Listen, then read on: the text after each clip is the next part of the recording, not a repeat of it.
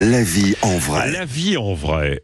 On s'interroge autour, évidemment, des nouvelles énergies. À Toulouse, par exemple. C'est l'installation d'une chaufferie biomasse en ville qui inquiète les riverains face à un risque de pollution élevé, disent-ils.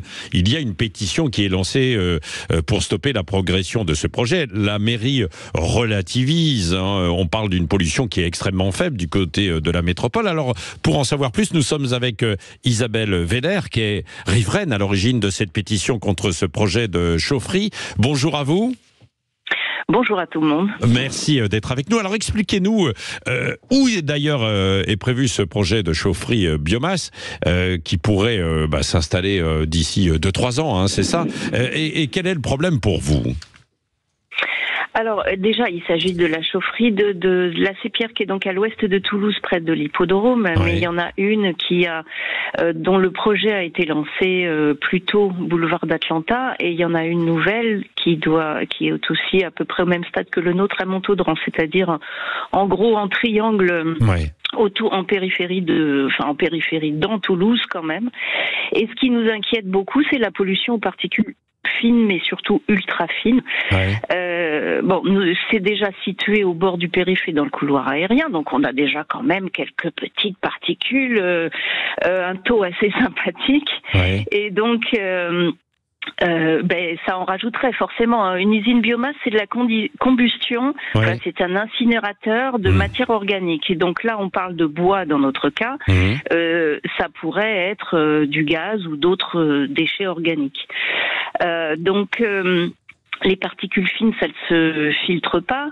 Il n'y a pas eu, a priori, d'enquête d'utilité publique. On ne sait pas si... En fait, il y a une opacité vraiment manifeste de la mairie avec une volonté d'informer le moins possible, de consulter le moins possible et d'aller le plus vite possible. Oui. Alors, c'est pour ça que vous avez lancé cette pétition. Vous voudriez en savoir plus. C'est ce que vous réclamez. Parce que des chaufferies de biomasse, hein, Isabelle Veller, c'est vrai que ça se développe un peu partout sur le territoire, quoi. Où c'est vrai, on utilise des matières organiques, telles que le bois, mais beaucoup d'autres aussi. En fait, ça dépend des endroits et des projets pour chauffer pour des établissements scolaires, des quartiers, bien sûr, quoi.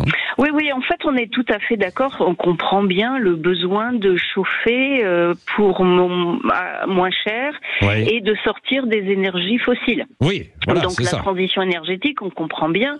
On est d'accord sur l'objectif. Là où on est fondamentalement en désaccord, c'est sur les moyens d'y parvenir. La biomasse, on n'est pas contre la biomasse non plus.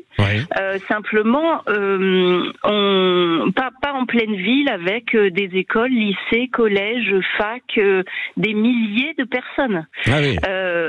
C'est pas possible. Et en plus...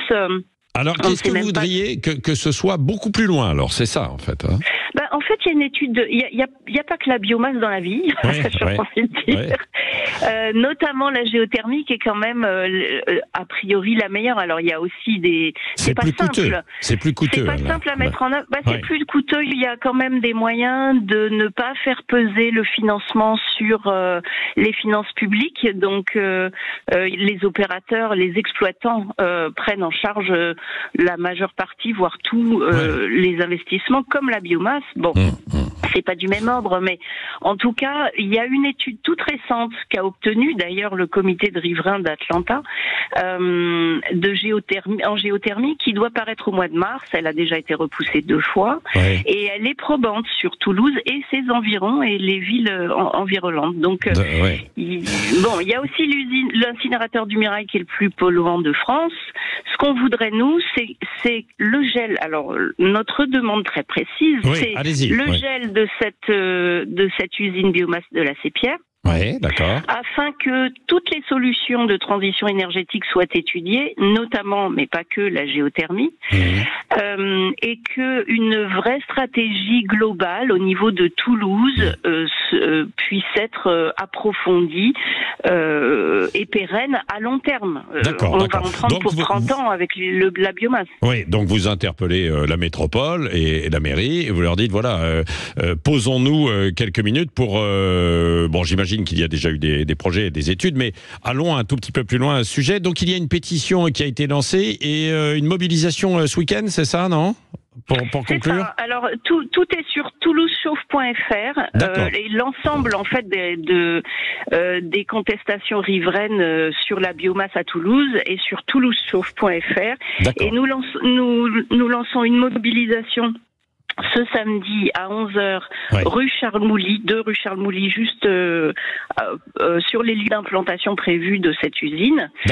Et la mairie organise une réunion aussi supplémentaire à notre demande, puisque les 2 premières ont vraiment été plus que confidentielles. Le 13 mars, mercredi 13 mars à 18h. Alors malheureusement, Salle du Barry, c'est pas tout près de chez les riverains. On a longuement insisté pour que ça soit tout près, mais on n'a pas eu gain de cause. Mais déjà, il y a une réunion, quoi. Donc, cette mobilisation, ce week-end, et une réunion.